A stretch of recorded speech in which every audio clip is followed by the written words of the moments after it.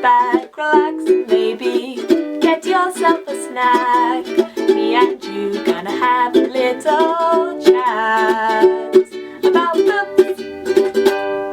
Hi guys! So I recently did a sort of reading vlog thing where I read a book and updated you guys as I read it about my feelings.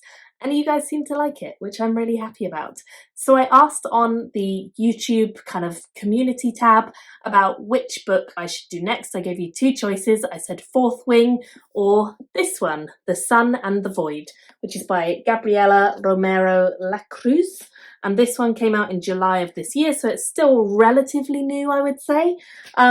You guys voted for this one, so we're going to do another reading vlog, and we're going to do it about this one. So let's get started. Back on my sofa, ready to read. I've got a little bit of time now before I go and collect my son, so I'm going to read for a little bit, hopefully update you guys on what I think of it, and then we'll see over the next however many days how long it takes me to finish this one. It's a lot longer than the other book that I tried this with.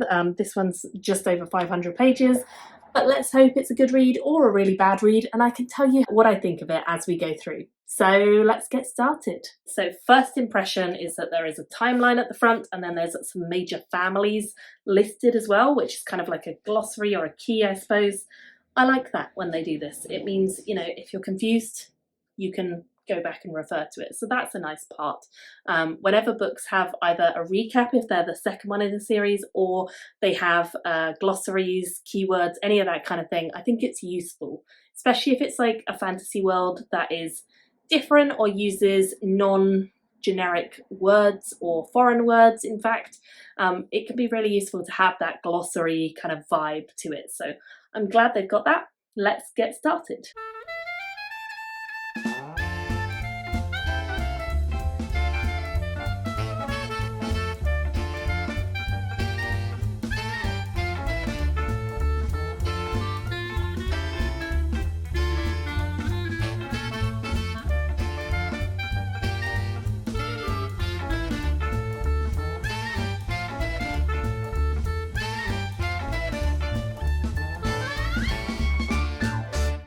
I have read chapter 1, which is not that long. It's like 10 pages long, but my goodness, that was a good start. I really enjoyed the beginning of that. It was very exciting, which is exactly the kind of thing that we want.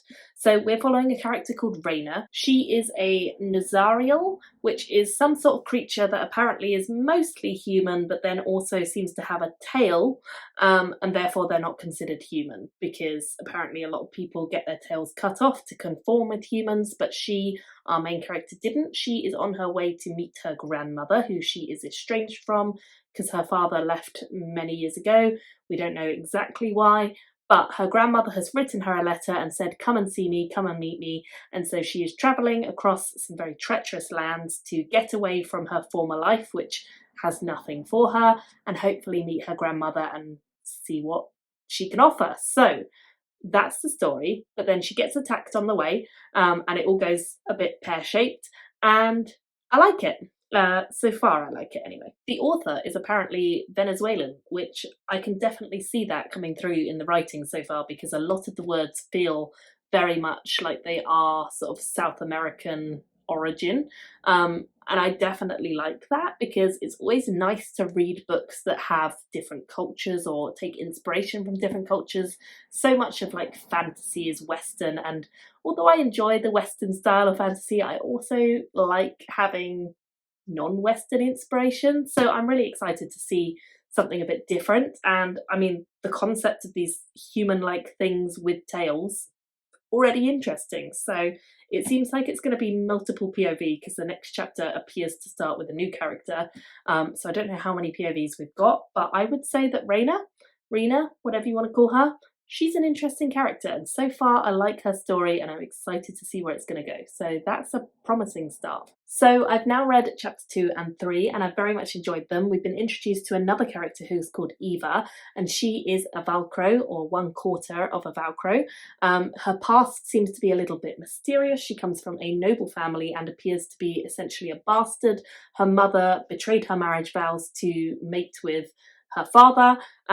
We don't really know anything. She doesn't really know anything about her father. He seems to be a bit of a mystery, but we know he was a Velcro.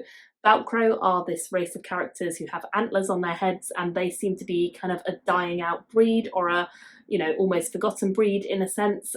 But she is 1/4 a Velcro, and she is kind of looked down upon and shunned by her family and others around her. They don't really, you know, like her because of what she represents. I'm really liking the fact that it's not only a lot of magic in this book, but also a lot of races of characters, because the Nazariel and the Velcro are two different kind of creatures, half human, mostly human, but then they've got like animal qualities to them, and I quite like that. I haven't really read anything like that for quite a while, so I'm excited to read a story that has a lot of magic, and kind of the world is very magical in general. I'm looking forward to reading more. I probably can't read any more just yet because I've got to go and collect my son, but 45 pages in so far, it's looking pretty promising.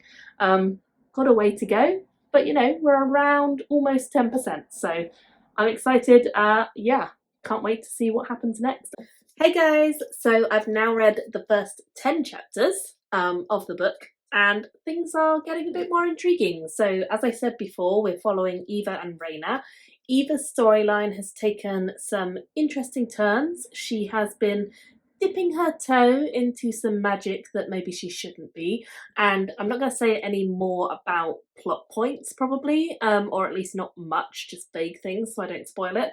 But basically it sounds like her plotline is getting a bit murky, and I would say the same is true for Raina's plotline as well, because Raina, her grandmother, who she was going to visit in the very early stage of the book, she's revealed some secrets and some potential magic that maybe is not that good.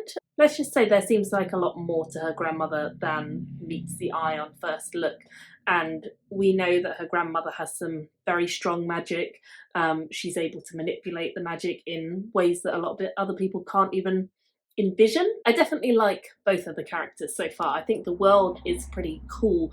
It's interesting to see the relationship and the dynamic between humans and the Volcra and the Nazariel, because I just think that a world divided is quite an interesting concept, and these three races have kind of been struggling to coexist because the humans don't really want anyone except humans to be around, and yet they kind of have submitted to the rule of the Volcras because they are a war race, and the Nazariels have kind of been suppressed and slowly seem to be getting forced away or made to kind of conform, that kind of thing. So there was actually a previous race as well that they mentioned, the Jarls, who have been eradicated already. So this world definitely has a lot of backstory. It feels fairly fleshed out in the backstory, which I'm liking, and I think there's probably going to be more coming. So yeah, I would say overall this is going pretty well for me so far. I'm definitely enjoying both of the characters, although I do think both of them are going down pretty slippery slopes, and I don't know necessarily that they're going to come out of it being characters that I really like.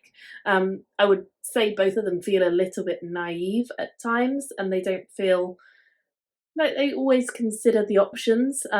One of them is quite brusque, and she just wants to get in there and do what she wants to do, but she doesn't always think about the consequences. And the other one, she just wants to please, and therefore she will kind of do anything in order to please her family, and I don't know if that's necessarily a good thing either. So I don't know that I like either character, but I do understand and enjoy reading their plot lines, and I feel like they are easy to read so far.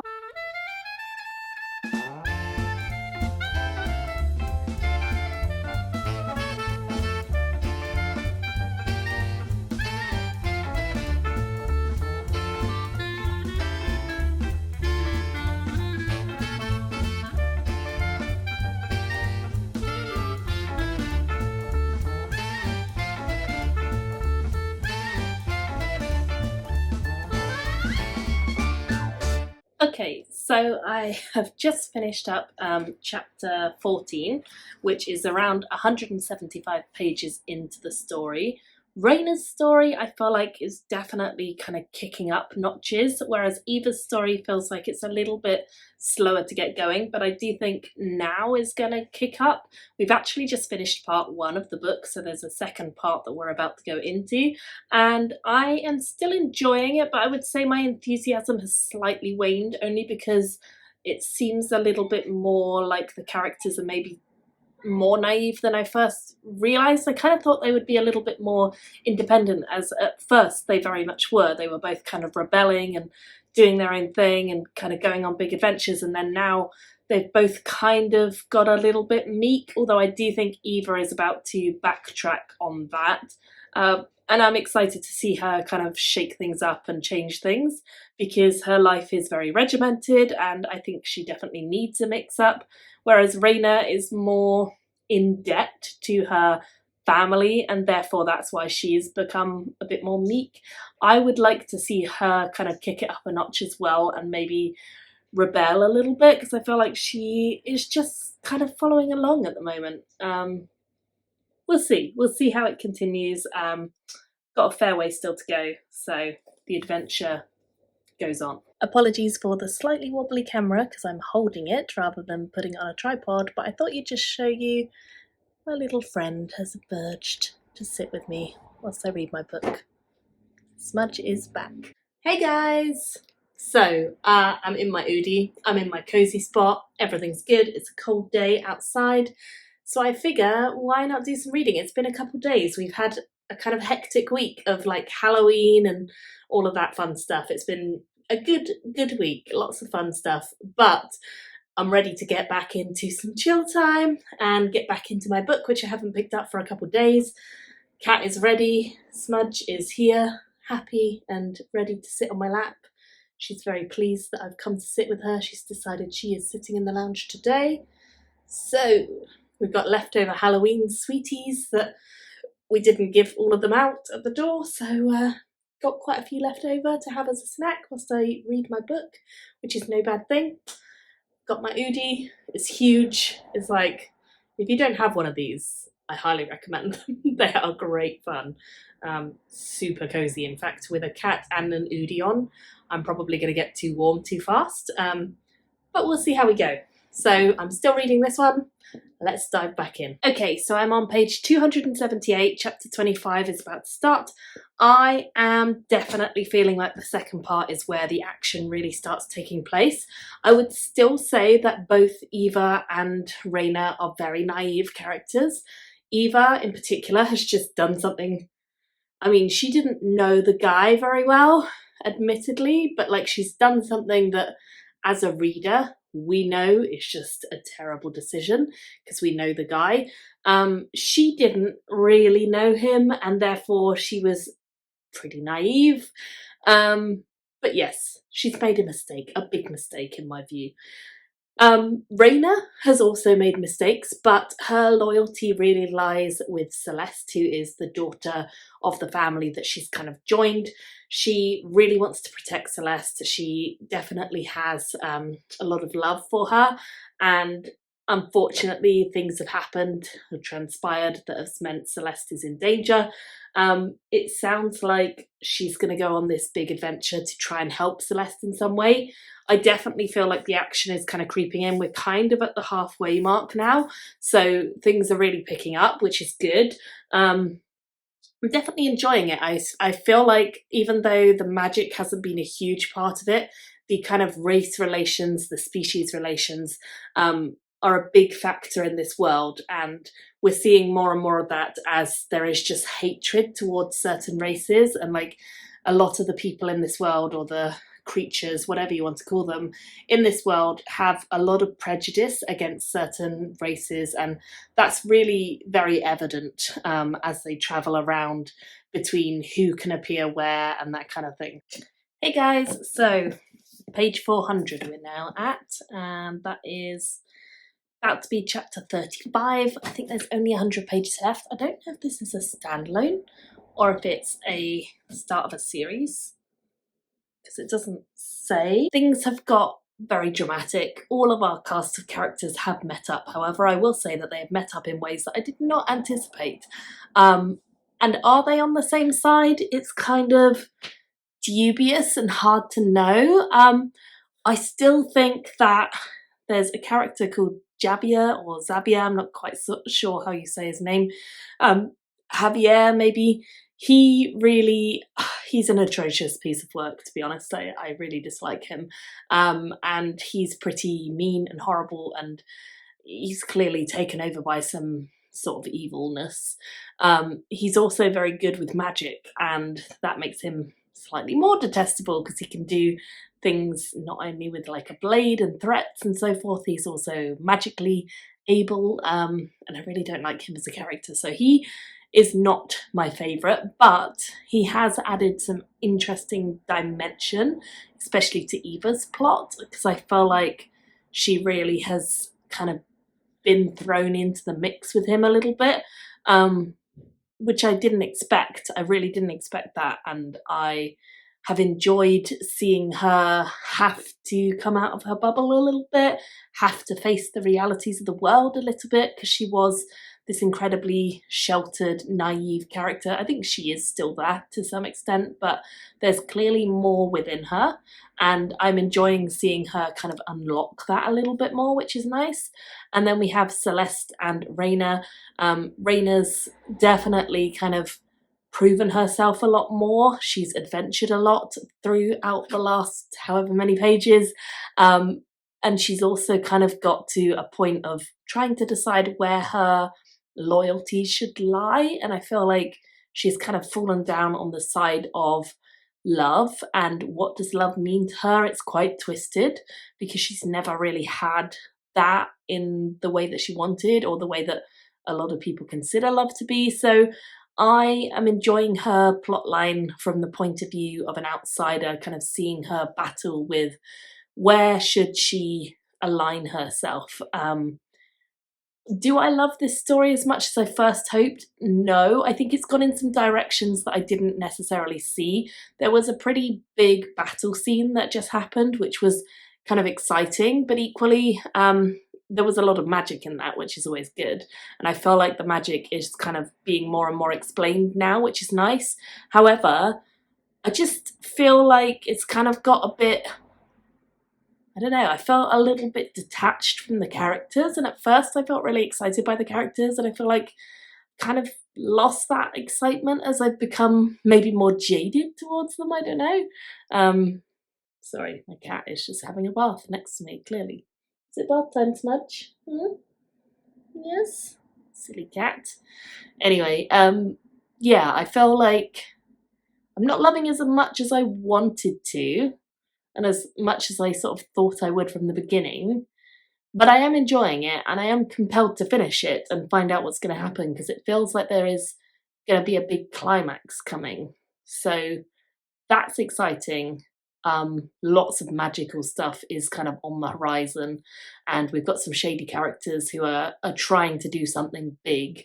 So I am excited to see what happens, but I do wonder if it can be wrapped up in this book or if this is going to be a series. I'm just not sure at the moment. So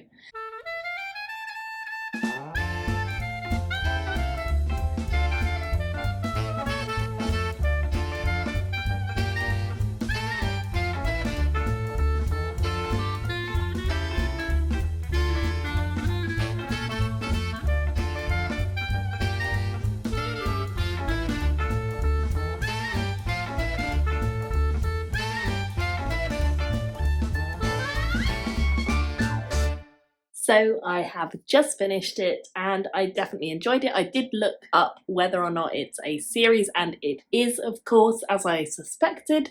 And from the ending, it's quite obvious that there is like more to come. Now, the last 100 or so pages that I just read were pretty climactic, and I got through them pretty quickly, to be honest with you. They definitely involved a lot of magic and a lot of mayhem, because there is betrayal, there is so many secrets that are like spiraling out, some of which I completely saw coming, I will admit. So that's fine. I would maybe have rather not seen all of them coming, but I do think the action really ramped up, and although I don't feel like I had enough connection to the characters to really, really love this. I do feel like the last section you start to see a little bit more of them as they're going to end up being over the course of the series, and by that I mean they've matured a lot by the end of the book, because I do feel like, I've said this a few times, they were so naive and silly and just making decisions that were not the best. And so I'm really glad that even though it's taken the whole book, the two main characters of Eva and of Raina have kind of matured enough to do their own pathway now. It feels as though this book is very much the beginning of a much wider story, and I enjoy books that end in a way that is climactic and exciting and leads you on to the next, but the next has nothing, like there's no details at all about it. And this one only came out in July of 2023, so fairly recently, so I imagine that the other one's going to take quite a while to get published. I don't know how much retention I will have of all of the magic and all of this world during now and like the next book coming out, but I will say that I'm pretty pleased that the characters at least bumped up in their maturity a bit. There is a sapphic romance in this, which I enjoyed. I will say not all of the sapphic romances I enjoyed. Things shift around at various points, and I definitely saw it coming before the characters did. There's a weird glow on my face coming off of the book. But yes, the sapphic romance I enjoyed. I think it's just the inklings of what could come in future. I definitely feel like there is some pretty dominant displays of power and of abuse of power, shall we say. So I do think this book is not necessarily a nice read at times. There's some pretty bleak moments, some pretty dark moments, some not very nice, violence and bloodshed and cruelty and sacrifice.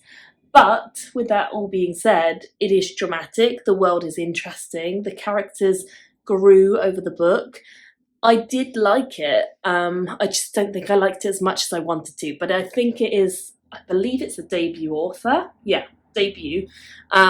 So for a debut, it's done pretty well and I've enjoyed it. I would say it's a tricky one. I would say that it's probably like a 3.5, maybe 3.75 for me. It's not quite that 4 stars, like I really liked it.